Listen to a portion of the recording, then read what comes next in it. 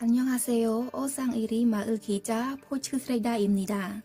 제1회 꿈나무와 함께 오토제 작은 음악회를 함께 보시겠습니다.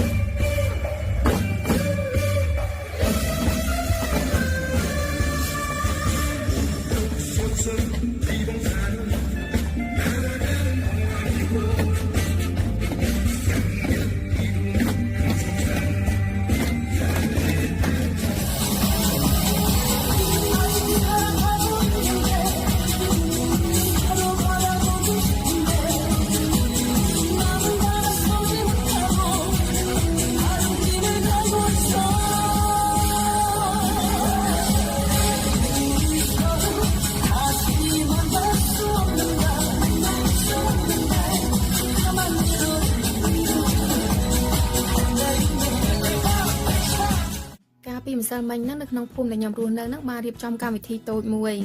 ដែលកម្មវិធីហ្នឹងមានឈ្មោះថា Otoje Chakun Umakhe អ្នកដែលមកចូលរួមនៅក្នុងកម្មវិធីហ្នឹងគឺរៀងច្រើនគូសំដែរចំណែកឯកត្រៀតនេះវិញគឺថាស្រីជីនកូននាងខ្ញុំចាខ្ញុំនេះចង់ពាក់អាវធម្មតាឲ្យកូនទេប៉ុន្តែយាយចង់ឲ្យចៅហ្នឹងពាក់ហាន់បុកអញ្ចឹងក៏ពាក់ឲ្យទៅនៅក្នុងកម្មវិធីហ្នឹងគឺមានការតាំងបង្ហាញរូបភាពដែលក្មេងៗសិស្សសាលាគាត់គូមានការបង្វល់កងចាប់រង្វាន់ពិសេសរង្វាន់ហ្នឹងអត់មានអីទេគឺខ្ទឹមនឹងឯងយើងត្រូវចំនួនប្រមាណគឺគេឲ្យប៉ុណ្ណឹងដុំហើយរង្វាន់ធំជាងគេហ្នឹងគឺខ្ទឹម7ដុំមានអូដេងប្រហិតត្រីឲ្យយើងញ៉ាំលេងប៉ុន្តែប៉ុណ្ណោះក៏មានកាដូសម្រាប់ភ្ញៀវកិត្តិយសដែរមកចូលរួមកម្មវិធីហ្នឹងដែរមានការសម្ដែងបទចម្រៀងនិងការសម្ដែងផ្សេងទៀតហើយខាងនេះវិញគឺថាជាអ្នកម្ដាយក្មេកនាងខ្ញុំថ្ងៃនេះគឺថារៀងធ្វើខ្លួនបន្តិចដោយសារគាត់ត្រូវឡើងសម្ដែងការសម្ដែងនឹងដែរគឺជាការសម្ដែងដោយការប្រើស្លាបព្រាយើងត្រូវគូស្លាបព្រាហ្នឹងឲ្យត្រូវតាមចង្វាក់ភ្លេងហើយម៉ាក់ក្មេកខ្ញុំហ្នឹងគឺថារៀងហាត់យូរដែរទម្រាំដល់ថ្ងៃសម្ដែងហ្នឹងរីឯលទ្ធផលវិញគឺថាគាត់ធ្វើបានល្អមែនតើគូស្លាបព្រាផងច្រៀងតាមផងមានអីមកអែមរបស់គាត់ដែរហ្នឹងណាវីដេអូនេះគឺថាចប់ត្រឹមតែឯងចាអរគុណអ្នកទាំងអស់គ្នាចំពោះការទស្សនាជួបគ្នានៅវីដេអូក្រោយទៀតសូមជម្រាបលាបាយបាយ